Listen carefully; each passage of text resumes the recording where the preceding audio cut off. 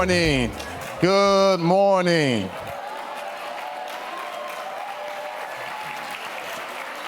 It's about that time. I think we should have held this event in Eagle Stadium or somewhere, right? My goodness.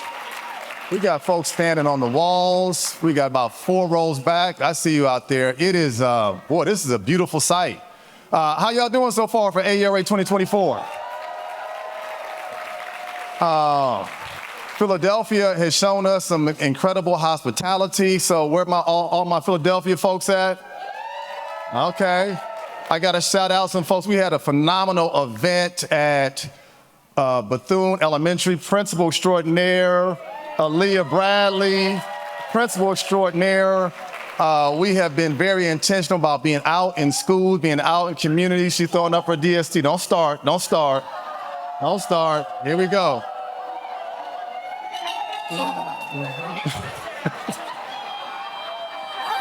We start something. We have some students here, high school students from SLA Beaver. Where are my Beaver students at?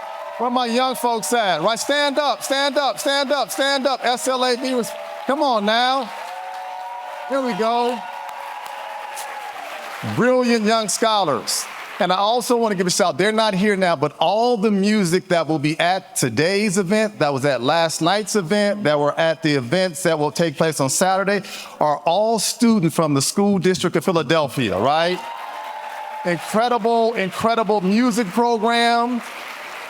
They are part of an amazing program called Mic'd Up. These are young folks who are DJing. The young lady last night, I should have shouted her out last night. Her name is Shej, not DJ, Shej, Lady Sage.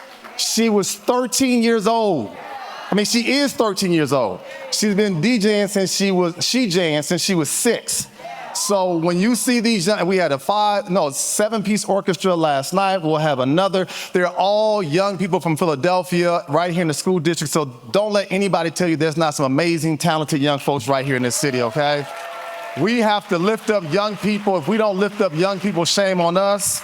And the part I like is that these young folks, as talented as they are getting paid to do this. So that's even more of a plus. So look, let me get started because we don't have a whole lot of time. When I found out as AERA president that we were going to be having 2024's conference in Philadelphia, one person came to mind for me. One person came to mind, right? Because in my mind, she just embodies all that is Philly. She is the essence of Philly. She will let you know she's from Philly. Don't you talk bad about Philly in her presence. Those are fighting words. I shouldn't have to, I'm gonna just do a brief bio. Y'all know, can we show some love? I'm not asking her to come up yet for Gloria Ladson-Billings, right? No, not yet. Look at this. Come on now. Look at this.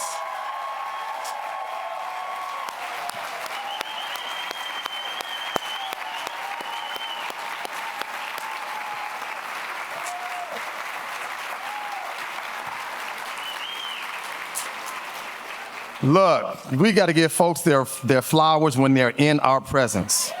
We must do that.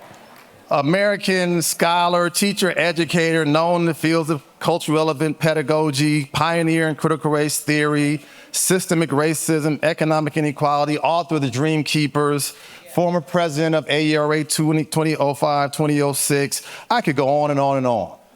But you all know, if you've been in this work long enough, we refer to her as what? The GOAT, right? So when I told her, I said, look, Gloria, I need you. We're gonna be in Philly. She was like, done deal. You don't have to ask, right? And you all know her as amazing as she is as a scholar, as an influencer. You will not find a more down-to-earth person who is gracious with her time, who remembers names. I remember when I came to AERA almost 3 decades ago, And you always hear you shouldn't meet your heroes and sheroes because they might disappoint you. So I saw her, and she was completely approachable and down to earth. And I'm always forever indebted for you being the mentor, femtor that you have been for me and for countless others. You know how you have people in your life, you feel like, I'm her favorite. Then you talk to 10 other people and they think the same thing. So we all think that we're her favorite, right? But the bottom line is I can't say enough of what you've done for this field and for so many people in this field. So without further ado, folks, please, let's give another warm round of applause to Gloria Ladson-Billings.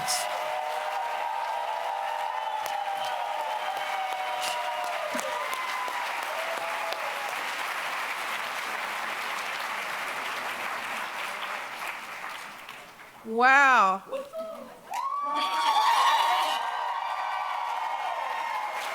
Before I do anything, can we first give a round of applause to Tyrone Howard and his leadership? There are often a lot of people in the field who say, oh, I knew you way back when, or I've been knowing you.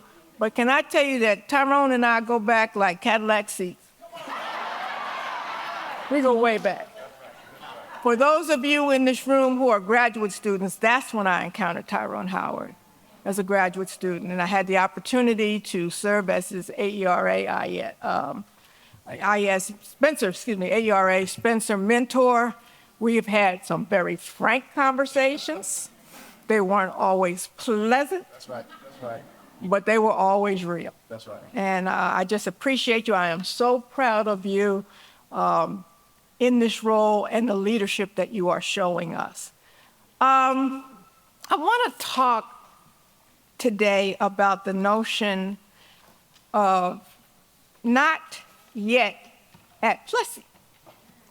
70 years post-Brown, all of you are aware that we are celebrating the 70th anniversary of Brown v. Board of Education. And I'm arguing that we really are not yet at Plessy. Tyrone was kind enough to share with you my Philadelphia connection. I take my relationship to this city very seriously. My Philadelphia heritage goes back to my maternal grandfather, who was a sharecropper, who became a stevedore on the Pennsylvania Railroad. And when he arrived at Philadelphia, he made up his mind right then and there, we are leaving that farm and we are coming to Philadelphia. My father, at the age of 12, and his older brother hitchhiked to Philadelphia from South Carolina also. Both parents on both sides are from South Carolina and have a sharecropper heritage. My mother attended and graduated from the Philadelphia Public Schools, and I attended the Philadelphia Public Schools from kindergarten through 12th grade. That picture that you are seeing is Overbrook High School, where both my mother and I attended. I was a Philadelphia public school teacher for 10 years, beginning in South Philadelphia, on to Germantown, North Philadelphia, and finally in West Oak Lane. So I've experienced this city in a very special way. My own parents, who lived to be 85 years old, that would be my dad, and 90, my mother, lived their entire childhood through their senior years in Philadelphia. So our roots run very deep here. But it's more than my own personal story that really binds me to Philadelphia, because I see it as a place of freedom. It is the oldest settlement of free blacks. It's why those of you who are walking around saying, why are these black people so arrogant? That's how we are, okay? We just tell you, right? But there is, for some black people in this city, no slave legacy. They were always free. The AME Church, established by Richard Allen and Absalom Jones. And if you have some time, go right down here to 6th Street. You will see the Mother Bethel Church was established in this city. It was the destination of so many enslaved Africans seeking freedom. It was the home of the American and the Pennsylvania anti-slavery societies, and people like Harriet Tubman, Robert Smalls, Frederick Douglass did their work in Philadelphia.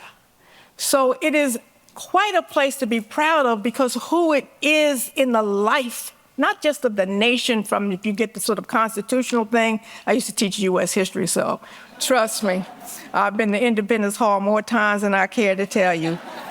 But it is also very special in the lives of African Americans and what it means to be free.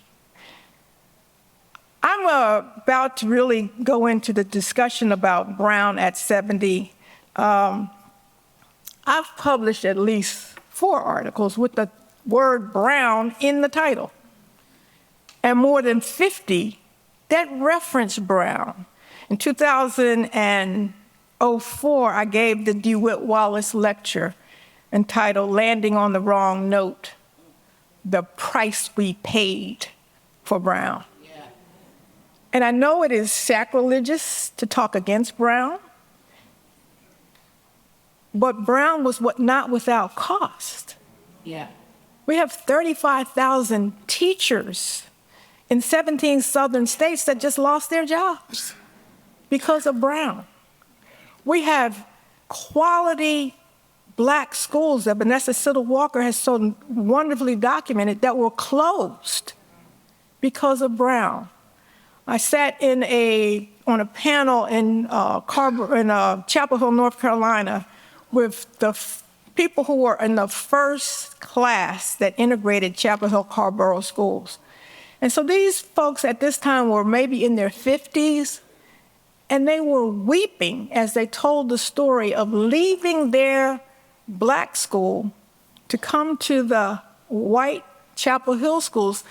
And I'll never forget one gentleman saying, "We went there by ourselves." In other words, none of our teachers were able to come with us. None of our administrators were able to come. All of the trophies and, awards that we had won, we were the state track championships. They stayed up at that other school, and we just showed up there. So it is not as if Brown is just all upside.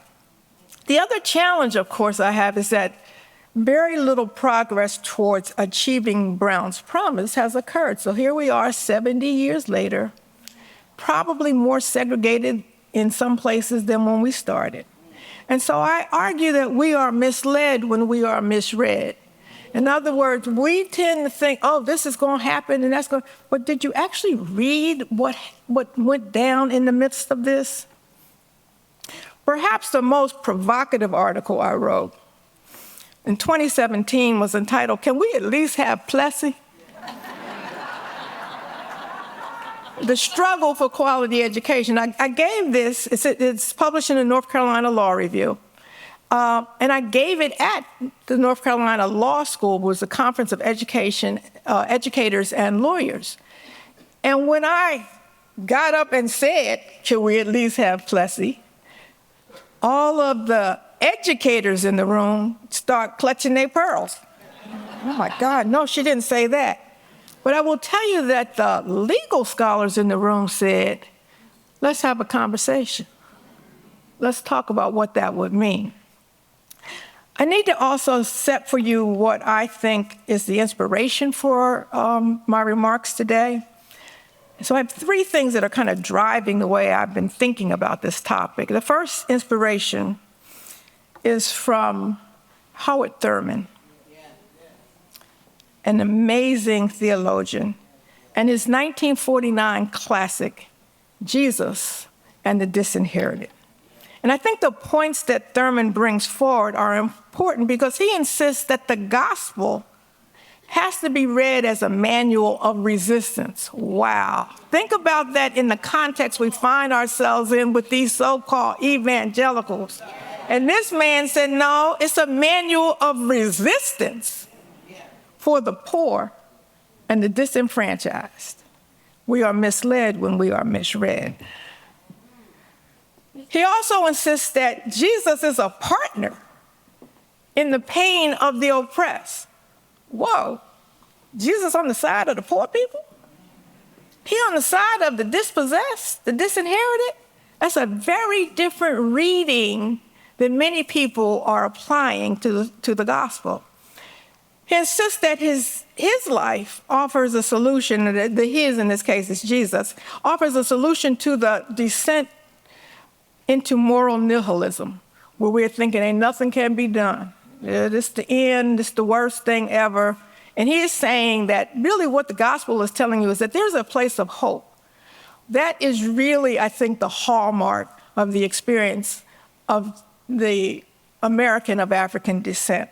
Someone once asked me if I was an optimist, and I think my response was, nah, I think I'm probably a pessimist. He said, well, what is that? I said, I'm optimistic, but I'm pissed off. And so I don't think optimism exactly spells it out for me. It probably is hope. It's hope. The idea that things look real bad. We've been struggling a really long time, but there is hope. He also points out that hatred does not empower, it decays. And we are seeing that in real time in America. And finally, that only through a kind of self-love and a love of one another can justice prevail. We cannot get through this on our own. So that's one part of the inspiration for me. The second part comes from Michel Foucault's notion of biopower.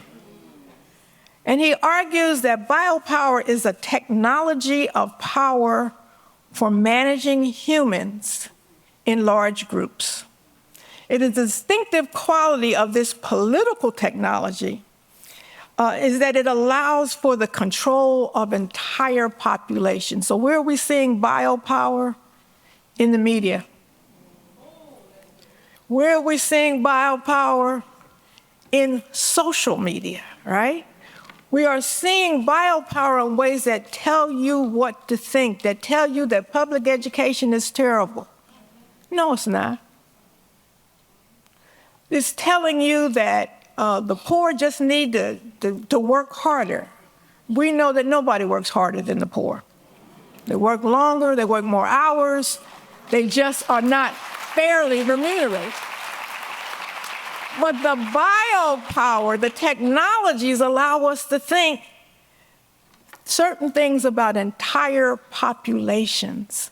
I've been teasing people that I've encountered who I know this is their first visit to Philadelphia, and as you know, they come up to me, oh, I'm in your city, and I go, welcome to Wakanda.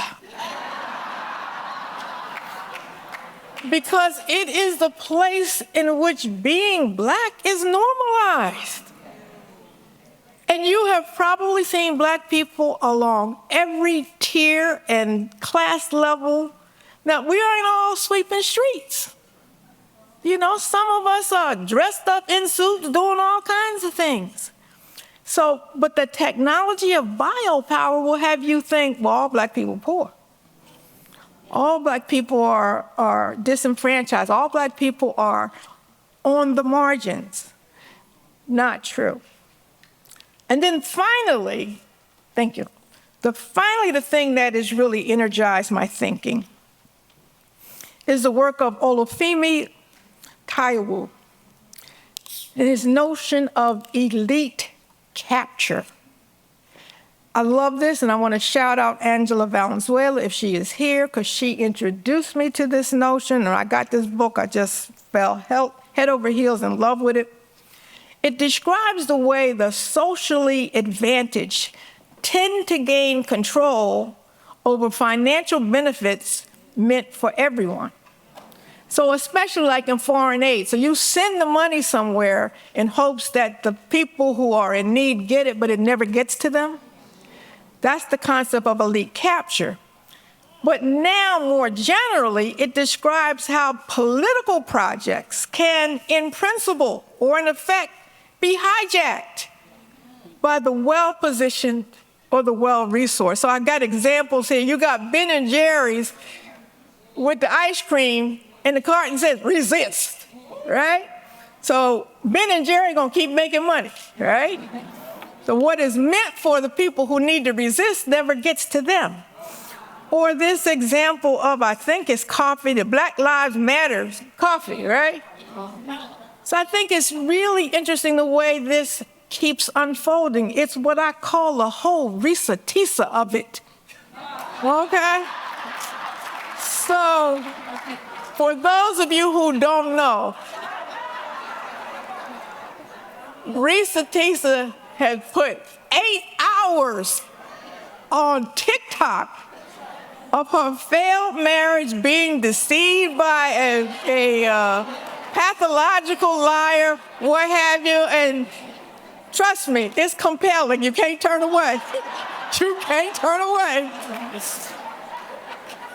But what really got to me and really reinforced this notion of elite capture is that Delta Airlines somehow found out that Risa-Tisa wanted to go to London. That was her dream. And this man who deceived her pretended he was going to make sure she got there. So, of course, she's not going to get there. So now Delta Airlines is sending her to London, and the Hilton is giving her a room. It's not really helping anybody other than Delta Airlines and the Hilton. It is elite capture. So her pain, right, is now being translated into, you always want to fly Delta because when things are bad, they're going to step in there. You want to stay at the Hilton. When things go bad, they'll be right there. So that's this whole notion of elite capture that I think is important and really helped inform a lot of the more recent decisions about schools. That what was meant for one group is now the benefit of the other group, right? So we know that Brown is kind of an enduring myth. According to Diana Hess back in 2003, she described it as an object of uncritical devotion. Brown is most likely to be taught not simply as a correctly decided court case, but as an important symbol that continues to shape contemporary ideas about justice, equality, and the power of the Supreme Court. Now, what you may not know is that Hess interviewed all of the Supreme Court justices and asked them, which of all of the cases that have come through the Supreme Court do you believe must be taught to high school students?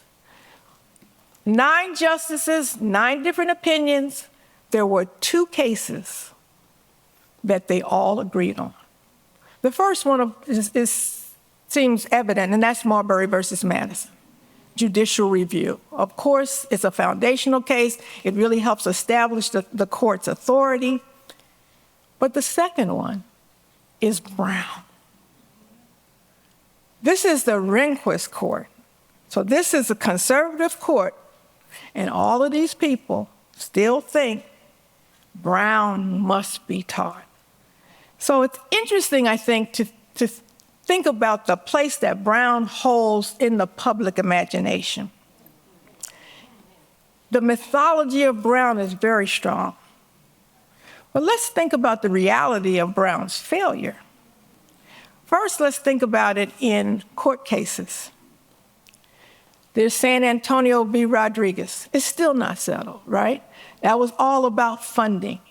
And that essentially said we are under no obligation to provide equal funding. There's Milliken v. Bradley, the situation of crossing county lines. Oklahoma v. Dow, Freeman v. Pitts, Parents Involved versus Seattle, 2007, in which Justice Roberts essentially turned Brown upside down and said, oh, no, we have to make sure these white students get into this school.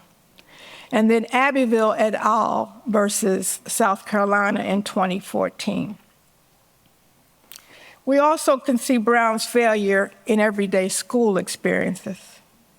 53% of U.S. public school students attend segregated schools. We are 70 years down the road, and this is as far as we've gotten. And the trends towards privatization will only serve to exacerbate these figures. In other words, it's likely to get worse. One of the reasons why I claim that we are not yet at Plessy is the Abbeville et al. Versus South Carolina. I have a very intimate relationship with this case. I was asked to give a deposition on teacher quality as an expert witness on this case. So I went down to Columbia, gave my deposition. One of the strangest experiences I've ever had. They had everything I had ever written in a pile. And these are the lawyers I'm representing. It's like, we done read everything, right? So I give my deposition. The opposing attorney, the attorney for the state of South Carolina, is there, and he's there with a colleague. Now, I recognize the colleague. The colleague don't recognize me, but I recognize him. And so after my deposition is gone, they asked me this question: how can you explain your relationship with William Ayers? And I said, you need to ask the man that's sitting beside you, because he worked with him every day. And the man leaned over and whispered something, and I was like, no more questions, right? So, again, we're misled when we're misread, all right? Yeah, I've done some stuff with Bill Ayers. I've written this for, but this dude worked with him every day.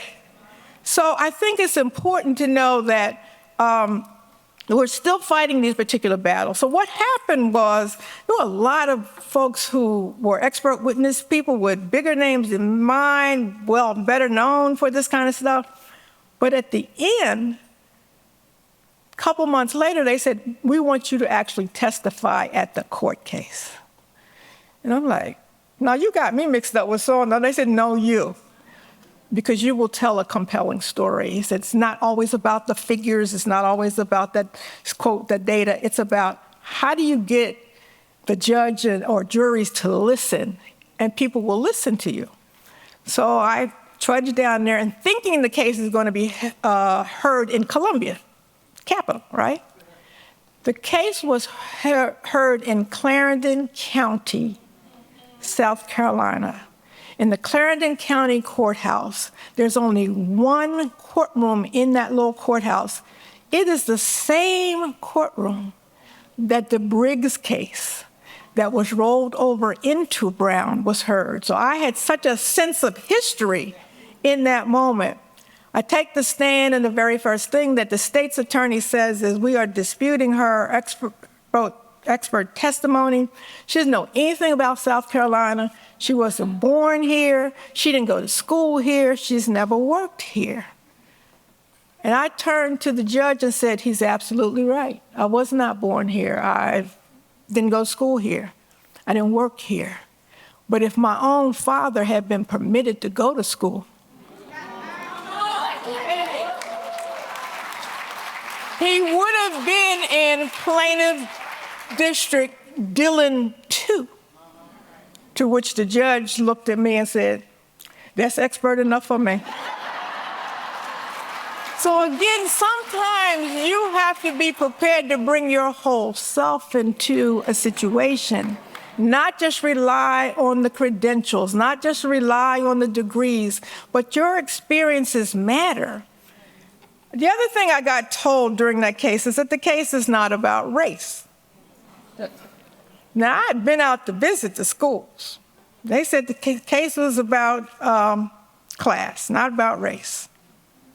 Well, the state of South Carolina public school kids are 48.1% non-white. But look at the plaintiff districts. They range from 72.4% non-white, in this case I can tell you black, all the way to 98.7% black. But the case is not about race. So also, if you looked at the income, so this is what they wanted to focus on class, okay, they're right. 55% of the students in South Carolina public schools were low income. In every one of the plaintiff districts, the students were majority low income. So how I switched up my testimony, every time I wanted to say black, I just said poor. But the poor children, and slowly but surely the judge kind of got it. He was like, yeah, okay.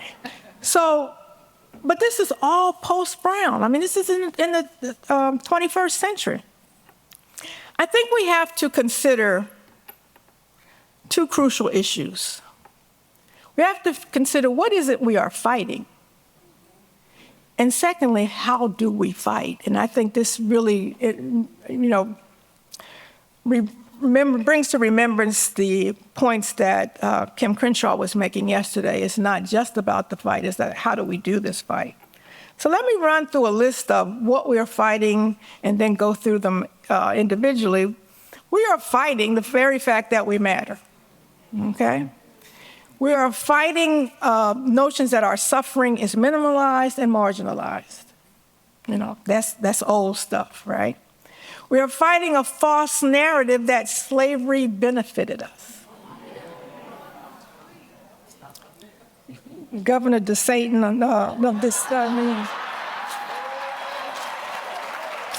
DeSantis is so historically ignorant. It's frightening. We're fighting the constant questioning of our intellect. Yeah. We are fighting the idea that we have no history. We're fighting for the acknowledgement that racism is systemic. It's not about these individual slights. We're stronger than that. We're fighting the fact that we can't get a mortgage with the same financial profile as someone of a different race or ethnicity. We're fighting that we can't get in the schools, or that we get in the schools and people say we don't belong in the schools.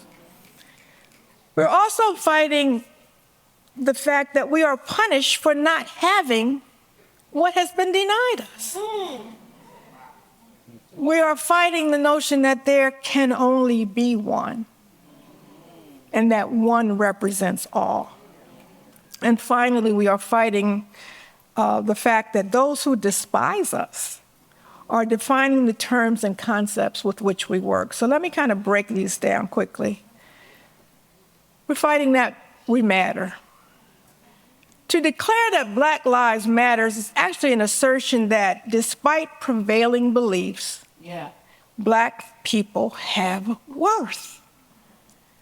Saying all lives matter is a negation of our circumstance. It isn't a diminishment of whites or any other group. It is saying we have for so long been discounted and our humanity ignored that we're asserting that our Black lives matter. We're also fighting that our suffering, fighting to point out that our suffering is meaningful. Everyone has heard this, but slavery was such a long time ago. Was it? Because from about 1526 to 1865, this nation was a slave nation. For the next 84 years, we were under legal apartheid, state-sponsored segregation. Down the street is a Macy's. When I grew up, it was called John Wanamaker's. My mother could not try on a hat in that store when she was growing up here. So is it that long ago? The truth of the matter is brown is kind of the marker for our, quote, freedom. So we're only 70 years moving towards what we think of as freedom. Slavery might have been a long time ago, but we were a slave nation longer than we've been a free nation. We're also fighting the distorted beliefs about slavery's harm. The notion that we, quote, learned some skills in slavery. I mean, just the unmitigated gall. To believe that somehow we were just sitting on the banks of the Congo River saying, ooh, what time they gonna get here and get us? The idea that we weren't already working and having families and having spiritual practices and developing culture and living our lives before you got there. If you cannot see it on this particular picture, but if you're ever able to read a slave bill, you will see that they describe the skills that these people had. Often bilingual, iron workers, seamstress, skills and knowledge they brought with them. And it was not slavery that developed that for them.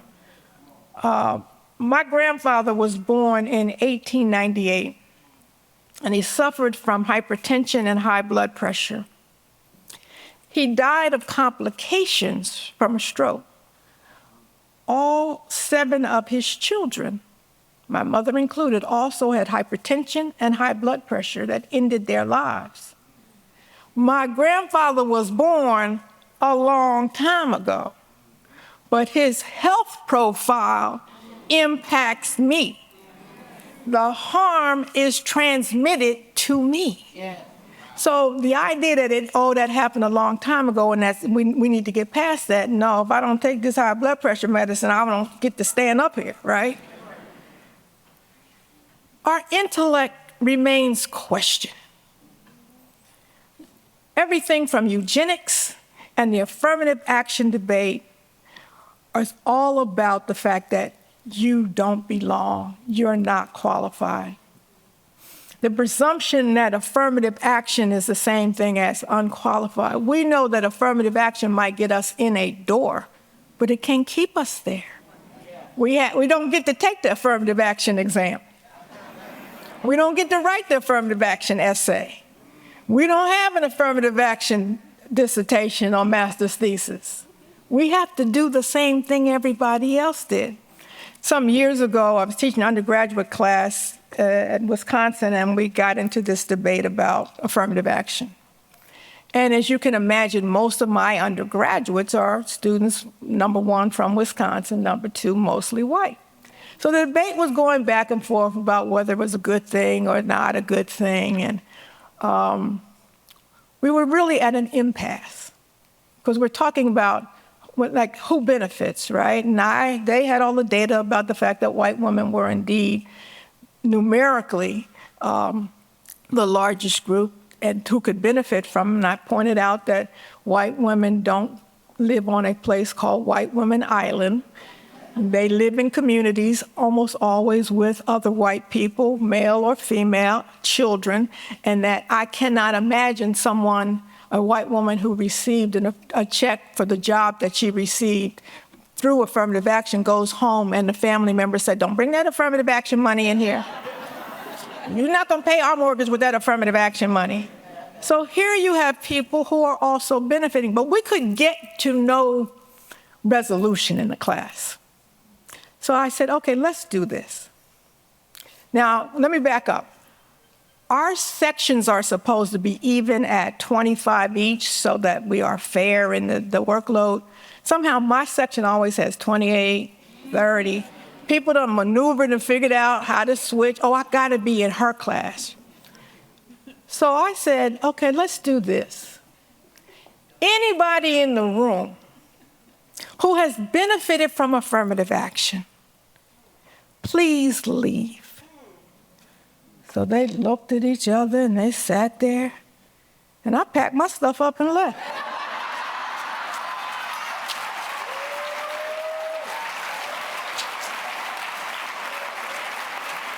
About 5 minutes later, there was a knock on my office door.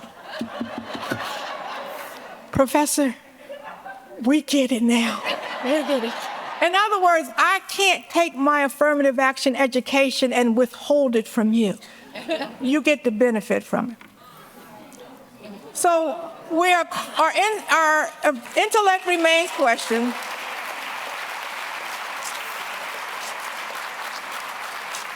And I think worse still, people saying we have no history.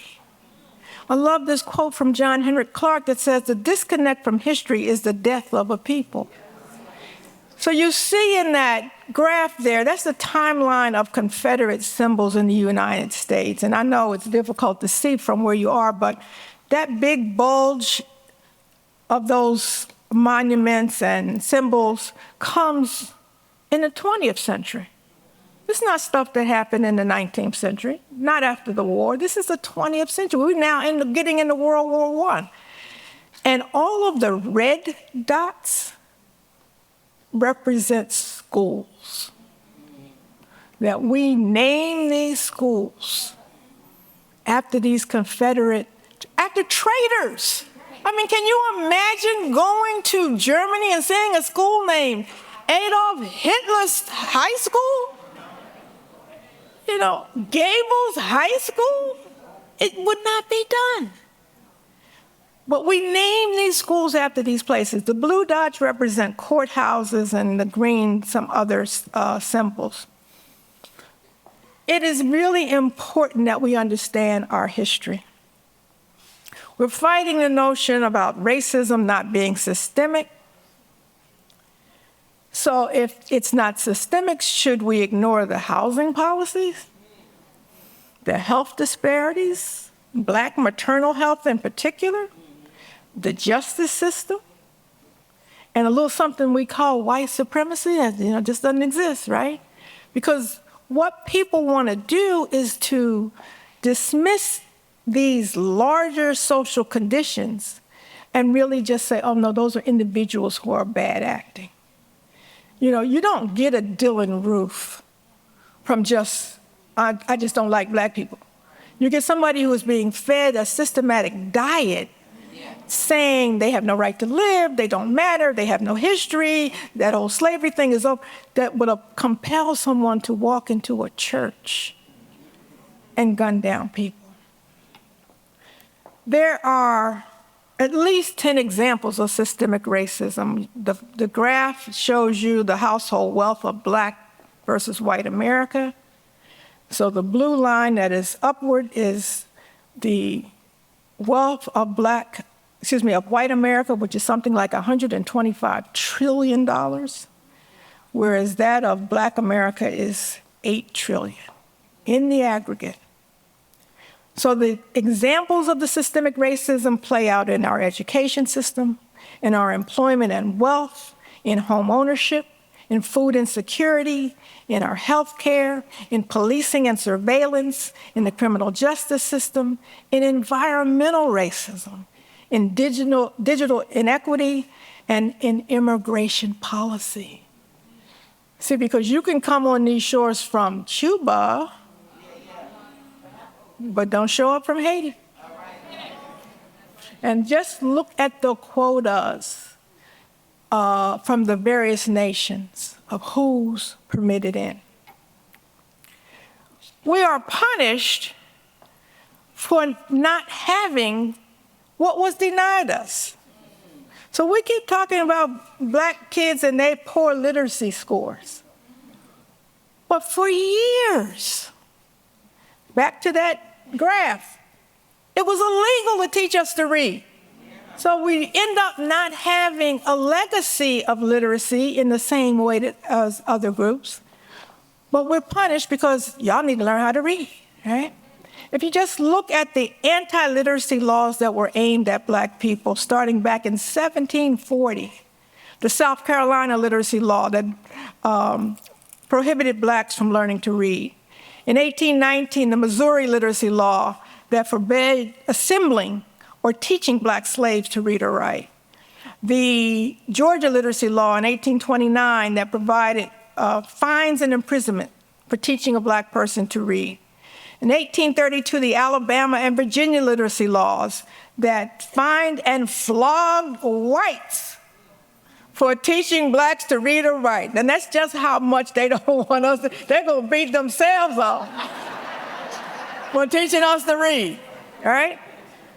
And then again, another 1847, in 1853, where you have another Georgia literacy law that provided fines and whippings for teaching blacks. And then 1867, the Missouri literacy law, another Missouri literacy law that prohibited the teaching of blacks to read or write. What I think is interesting, however, the Mississippi anti-literacy law applied to whites teaching blacks, but said nothing of blacks teaching blacks. So Myla Granson, a literate enslaved woman, ran what was called a midnight school and taught other enslaved blacks. When she was discovered, there was no law to cover that, because it never occurred to them that we would teach each other, right? So being punished for what was denied us. And apparently black literacy is still a crime in 2016. This picture is the book group Sisters on the Reading Edge, who took the San Francisco wine train to Napa and were moved from the train because they were laughing too loud. What's interesting is they was escorted from the train. A couple of these women lost their jobs because what was reported in the paper was that they were using, quote, abusive language. That wasn't true. They actually just got a $12 million settlement over this.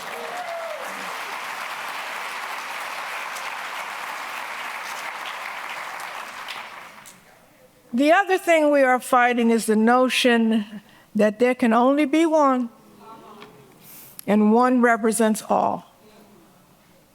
There's only going to be one Martin Luther King, and nobody else can do it, without understanding that Martin Luther King has learned at the feet of Vernon Johns. Somebody else taught him how to do this. And that there are other people who have taken up that mantle. That Ralph Bunche, you can only have one black diplomat, that's it. It'll be Ralph Bunche. We're even going to give him the Peace Prize over because we don't want no more of them, right? Or my favorite, Amanda Gorman. Amanda Gorman is someone I've had the personal pleasure of knowing before people thought of her as Amanda Gorman. She was the first National Youth Poet Laureate, and I sit on a panel that decides those laureates. And I always tell teachers in particular, stop talking about folks like Amanda as exceptional. She's very bright. She's very talented. But if you could see how many portfolios I had to go through to get to her. So many brilliant young people out there. What made the difference, I think, for Amanda is that she did it and she had some disabilities. Most people don't realize that Amanda has a cognitive processing disability and she has a speech impediment. So that kind of put her over the top. But if you look at the Serena Williams and the Naomi Osakas and the Simone Biles, the pressure of being, quote, the one and only and being the extraordinary one is debilitating. And then, of course, those who despise us are defining the terms. They are telling us what DEI means. They're telling us what social justice means. They are explaining CRT to us. They are telling us what feminism is all about. They are telling us about being woke. I'm sorry, I was a history major, but I was an English minor. And I'm telling you, as long as I was living, the opposite of woke is asleep. So if you're telling me you don't want me to be woke, what are you saying, right? They're telling us about the difference between patriotism and democracy. And I have decided that the Moms for Liberty are the latest iteration of the Daughters of the Confederacy. Because if you know your history, you know that the Daughters of Confederacy were instrumental in shaping the curriculum that our school books read the way they read, because they were, the North may have, quote, won the war, but the South won the narrative. And they won that narrative by having kids not understand that slavery was the primary cause. Kim Crenshaw said this last night, primary cause of the Civil War. They won it by being able to say that, Black people really can't govern. And their story of Reconstruction is a distortion. And it's important, however, as we talk about DEI, because it's in the crosshairs right now, we do have to acknowledge some of the failures of DEI. One of those failures is not connecting with research to bolster their cases, and the other one is not demonstrating progress on most campuses. So if you've had DEI on your campus for over 20 years, what's the result? What can you tell us? And see, in too many of these cases, there's been no movement, right? And so we do own that. Okay, so now the second point is, how do we fight? Well, we fight at the ballot box. We fight in the State House. We fight in the courts. We fight in our professions, and we fight in our communities. We have to fight at the ballot box because we know that there has been a rolling back of the Voting Rights Act, and everywhere we go, there's voter suppression, making it difficult for people to vote by decreasing polling locations as well as the number of days people can vote. Georgia is prohibiting food and water in these long lines, not allowing people who have served time and completed parole to vote, challenging absentee votes from certain wards and precincts. And if you've been doing this voter suppression a long time, it's not surprising that you're good at it. You know how to suppress the vote. So look at the difference of what happened before and after the 1965 Voting Rights Act. You see, all the red lines are before the Voting Rights Act. The blue lines are after that.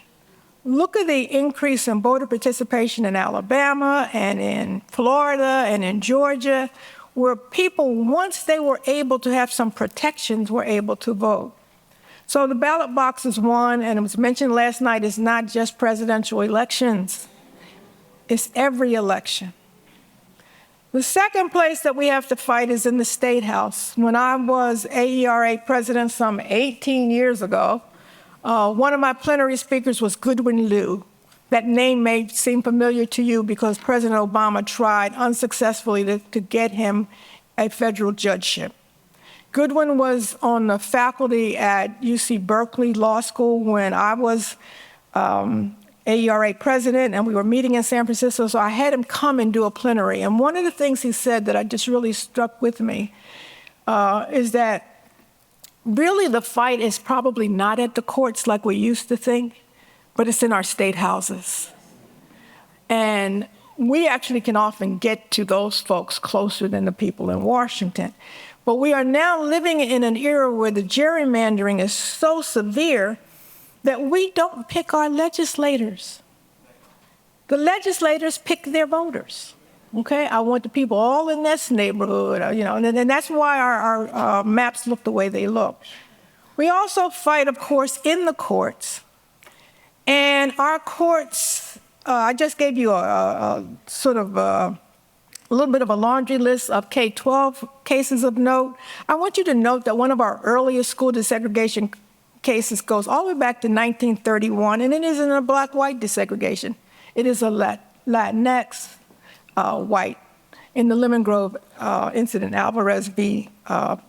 Lemon Grove School District. And then the next one in 1947 is Mendez versus Westminster. So we have not been in this fight alone, but it has been a long fight. And then I have some post-secondary cases that go from Sweat v. Painter all the way to Students for Fair Admission v. Harvard. What's important is we know that this is the end game for them, that we don't have access to schools, that we don't have access to what they think of as privilege. And we seem to just relax or breathe a sigh of relief every time we do, quote, okay. So when Fisher didn't prevail, we're like, oh, we're good. We're not good. And can I tell you that the same man who was behind the Fisher cases in Texas is behind the Harvard case. Blum has funded all of this, and he's not going to stop. So the question is, what are we going to do? We also should be fighting in our professions. I have this picture of a colleague that I revered, the late Linda McNeil. And Linda was a professor at Rice University in Texas, but she was an alum of University of Wisconsin-Madison, so we brought her back for some kinds of presentations to our students and to the university community. And so we fight in what we study and how we study it. And Linda said to the students, stop studying little things. Big things need our attention. And it was just so profound. She says, yeah, I know you're excited about this little technique you got, this little assessment tool you're working on. Let somebody else do that. We got big things to study. And finally, we, of course, can fight in our communities. So I ask you to ask yourself, what are your affiliations? Are you in the NAACP? Are you in the Urban League? National Council of Negro Women? You're active in churches, the League of Women Voters, YWCA, whose motto is the eradication of racism and empowerment of women. Wonderful. That sounds like something I should be a part of, right? These are folks who are doing this fight, and that's how we fight. But I want to wrap up by asking you to remember David should never become Goliath. If we win, we don't turn into them. And we don't become Goliath because we are still fighting Philistines. You may take down one. You may not make sure that one of them don't get elected, but the Philistine's still out there. And I love this quote from Howard John Wesley, pastor of the Alfred Street Baptist Church, Alexandria, Virginia, who says, never underestimate the hypocritical lengths privilege will go to protect itself. That's really our message. It's why Brown still hasn't fulfilled its promise. And so I leave you with the fact that 70 years have passed, and we are still not yet at Plessy. Thank you.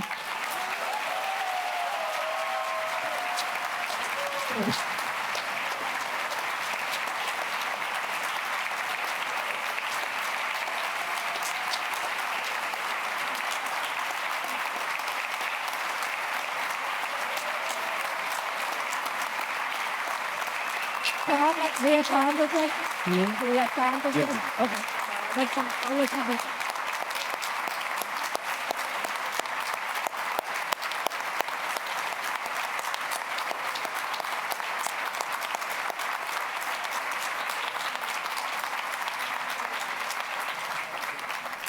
So if you all know I'm like in selfie mode since last night. So I got to get Gloria and all y'all in the selfie before we answer questions. Okay, let's do it. I need everybody up.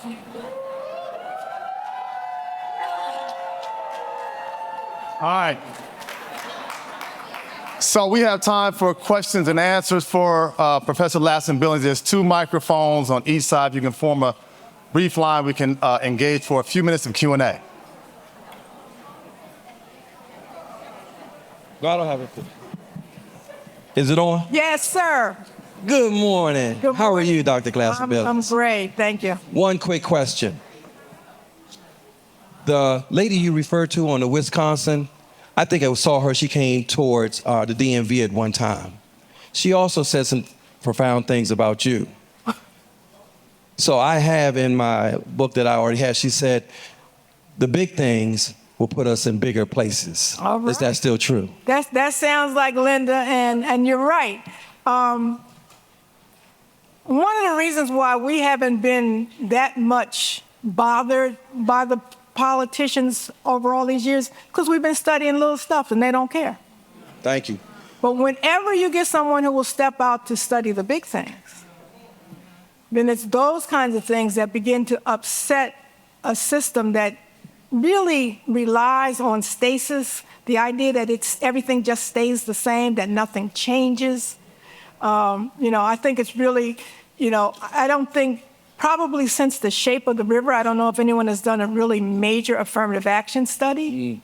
And that's important data. We need to be able to demonstrate that affirmative action not only benefits us individually or even local groups, it benefits the society to have a wider and more diverse group of people participate. Thank you. You're Just welcome. asking that, Alpha, my name is Carlos M. Johnson. I'm a second-year doctoral student at the illustrious Bowie State University. All right.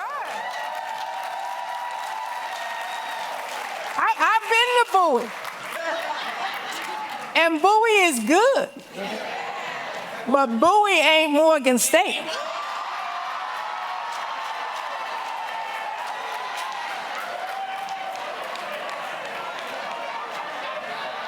You had to get to the microphone.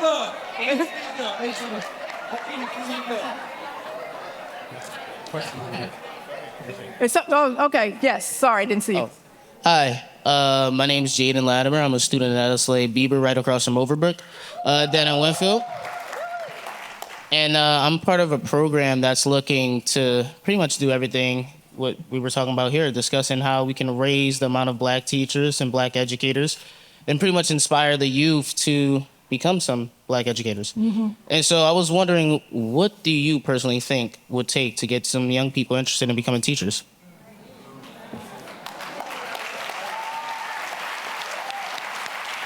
That is an excellent question, and I think that those of us in education are the worst advertisements for our professions. I mean, you can go to anybody's high school and go to career day, and the one career they won't have is teaching. They'll have engineers, they'll have physicians, they'll have police officers, they won't have teachers. So I do think that we do need students to actually see what the profession entails. Most people, and then I think it's a multiple pronged problem. Number one, we have a pipeline problem. If we have young people not graduating from a high school, it's going to be hard to make them teachers, right? So that's an issue. But the other issue I think we have is we are looking in some of the wrong places. One of the joys of my career at Wisconsin is I got to spend at least 7 of my years there working with the athletic department. And I can't tell you how many athletes, football, basketball, track, you name it, say, I love my sport, but I'd love to be a teacher. But we don't make it easy enough for them to come into. We create so many hoops, so many barriers, hurdles that people have to jump that they can't get into it. So I do think we need to begin, first of all, recruiting much earlier. And I'll tell you, one of the ways that we can do it very easy is we need to raise the compensation.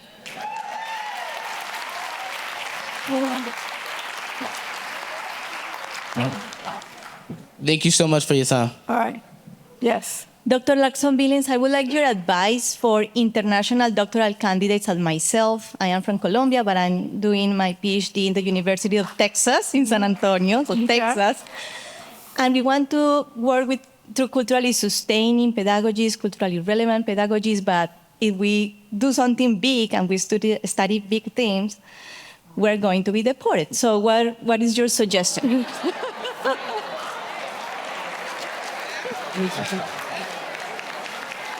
Well, let me tell you as me and my friends say, the strategic way to do this. Yes. there are big things that need to be studied in Colombia. And so part of what you can do is begin to look at some of the systematic problems that exist where you are from, which, and Americans are so ethnocentric and closed-minded. They won't understand that we actually could learn from what you're doing in Colombia.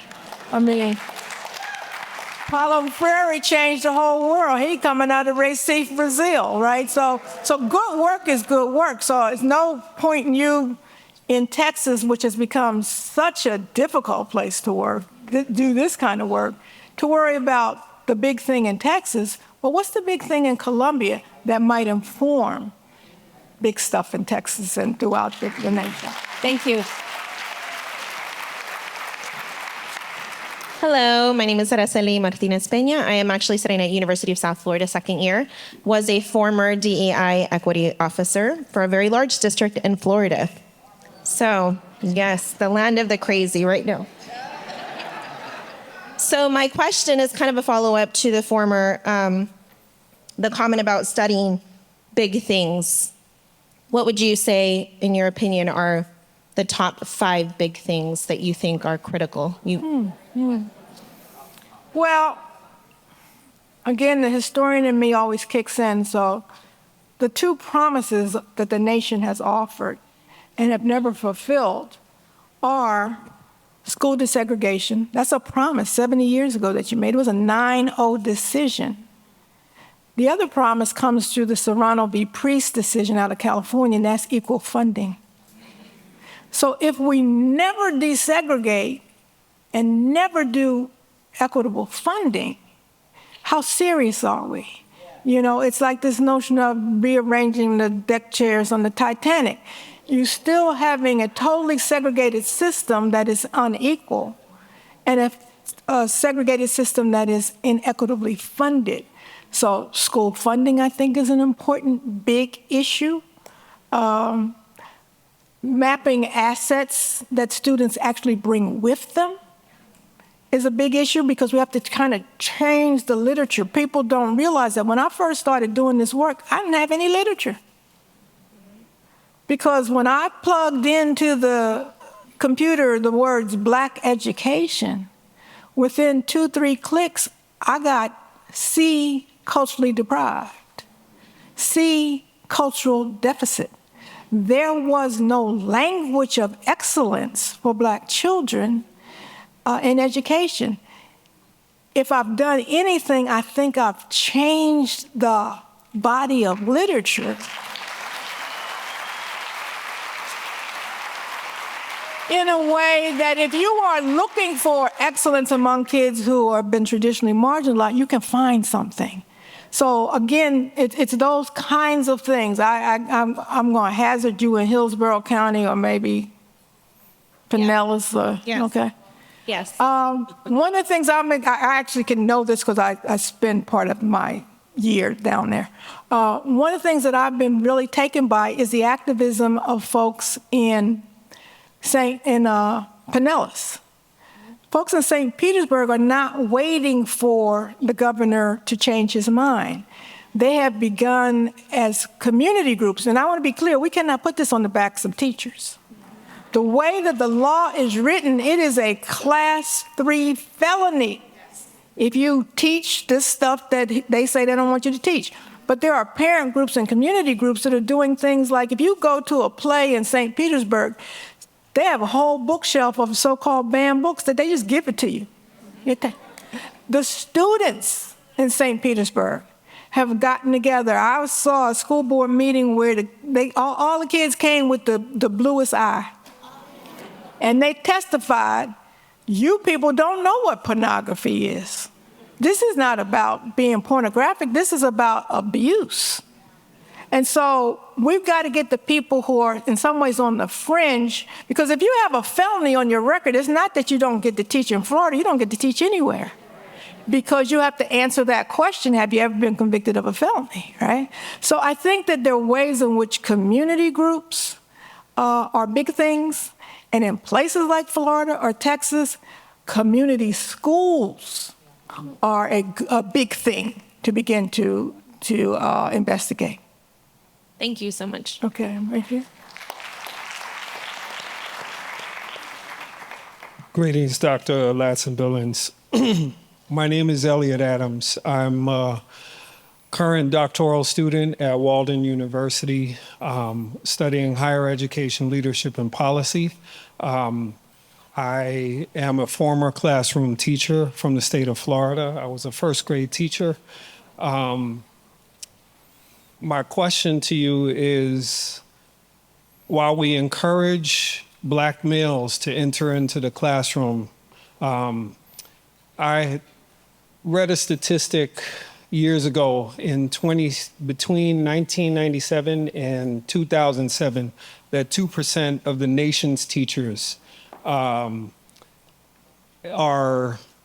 in elementary schools who are Black male educators. Mm-hmm. So while we encourage Black male educators to go into the classroom, what protections, if you will, considering all of the things that you've discussed today, what are protections that we can give to reassure those Black males going into the classroom? And I know there's no guarantee for anything, but what protections can we provide them so they don't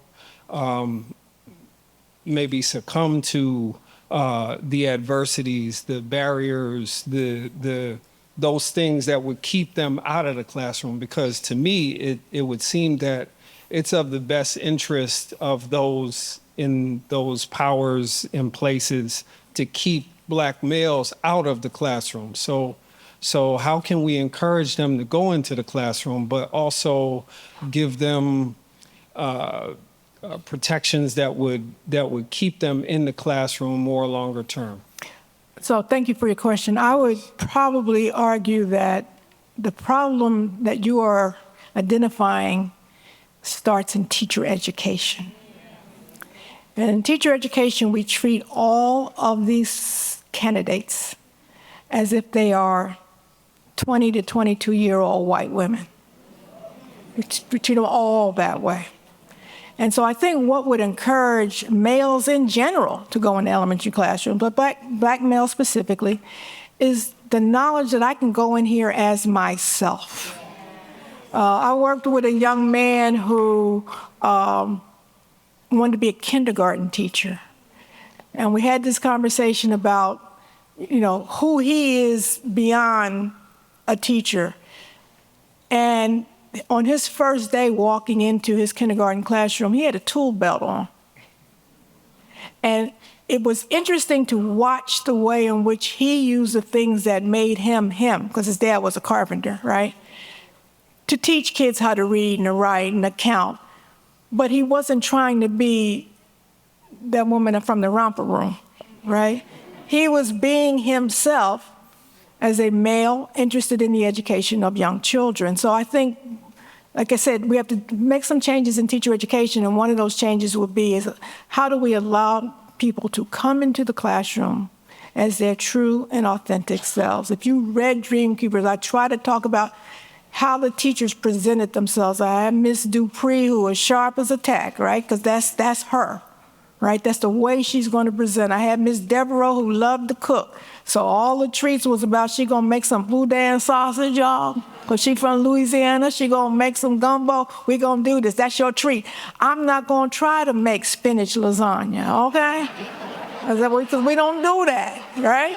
So to the degree that you don't have to turn yourself inside out, which I think many male teachers think, and one of there's a whole literature on the feminization of teaching and learning. We have to move away from that. Thank you. Thank you. Three more. Okay. All right. So we're at three more. So we got 1 and 2, 3. So. Thank you so much. My name is Peter Diangui. I'm originally from Kenya and an assistant professor in Florida Gulf Coast University, Fort Myers, Florida. And of course, like everybody knows what we are going through in Florida, but we still try to encourage our teachers, K to 12, and even ourselves in the university to do the right thing. Mm-hmm. But you always get this answer. Yes, I would like to do that. But don't forget, I have bills to pay. don't forget that I have children to feed. And if I lose this job, like you rightly said, chances are very high. Right. By getting another one is very hard. Yeah. I would like to fight. You may call me a coward, but I still have to bills to pay. Right. How do I answer them? Well, I think as someone who has been in teacher education a long time, I've always told students, do not presume that there are no risks in this work. You know, if you just think this is like a cushy job and, you know, then you bought the mythology that the larger public has. Oh, that's an easy job. You get off for 3 o'clock, you got the summers off. That's not the job, that's not the work. And so the work always involves some risk, but it is foolish of you to do risk on your own. You must do risk in coalition. So there are schools that I have worked at in this city where I've done some things that I probably shouldn't have done, but I had a cadre of parents who would stand in front of that school door and say, you ain't moving her.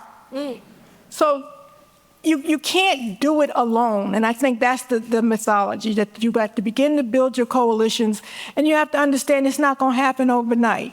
You need to have a strategy and a plan and to figure out how you lift one another up. Thank you. All right, I got this one.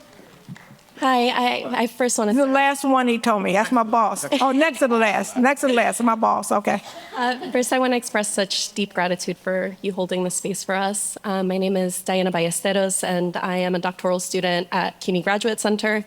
I'm also part of a research collective of Black, Indigenous, and other women of color, and we are in the process of researching liberatory models for education, and there are moments when we're deciding between founding a new school model and system, and then there are other moments where we're like, let's partner with existing models, and let's think about how we can hijack those curriculums and think about making those spaces liberatory.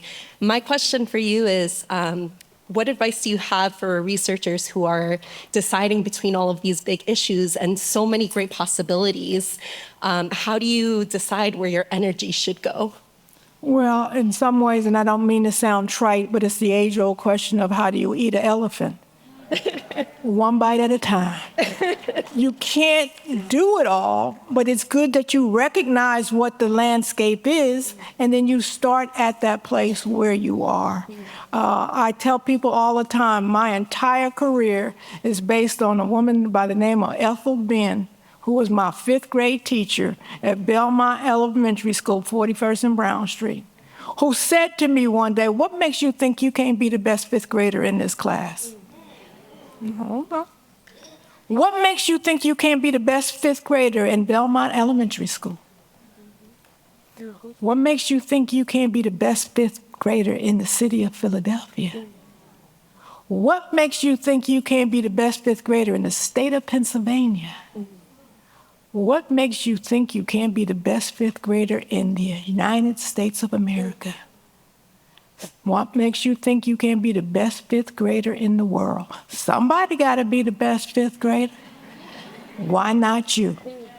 So, I mean, it is this, that echoed in my mind sitting in classes at Stanford. Heck, I'm the best 5th grader. I know that. I know the rest of y'all wasn't the best 5th grader. So that little seed that she planted changed my entire trajectory. Open up possibilities. I'm told I have one last question. Are we on this side now? Yes. Last one. Hi, I'm Leo. I'm an undergraduate. I'm finishing my undergraduate degree next year at Swarthmore College. I'm wondering, you have the privilege of reading so many incredible scholars like yourself, and I'm wondering, as I'm doing my first research project and thinking about what kind of research career I want to have, how do you share these findings with people like students and parents who don't do this kind of work, but who need the information that you're finding? One of the ways you share it is the form in which you share it. Did you say you were at Swarthmore? Yeah. Okay. One of the oldest continually published newspapers, Black African-American newspapers in the country is the Philadelphia Tribune. Call one of those editors and make sure you're writing in ways that people understand. You know what happens when you go to graduate school? You start talking about stuff, you ain't never talked like that, right? And I'm gonna share with you my pet peeve. Don't send me no papers that say ways in which. The ways in which. The word is how. So let's stop trying to sound smart and let's be smart and realize that our audience is much larger than folks who come to conferences. Our audience is much larger than other scholars and other college-educated people, but they are smart people and are deeply invested in the education of our young people. So I would look for other outlets to translate that work to so that it gets to other places. And then I would begin to talk to folks at the places where people congregate, local churches, community centers, advertise a little, I wouldn't call it a colloquium or a meeting. We just want to talk about schools and how kids are doing in schools. People will come. And even if they don't come, even if just a few come, you have to be persistent. Because first of all, they have no reason to believe you are going to be telling the truth, right? So you have to prove yourself. So I think we have to always be looking for multiple vehicles. You guys see me standing up here in AERA, but you don't know how many 8th grade commencement speeches I've given, and ain't nobody in the room know who I was. Because it's important to be able to tell 8th graders and their parents what's coming next. So don't begin to think so high and mighty that I can only talk to other scholars. Talk to everybody who is willing to listen. Thank you.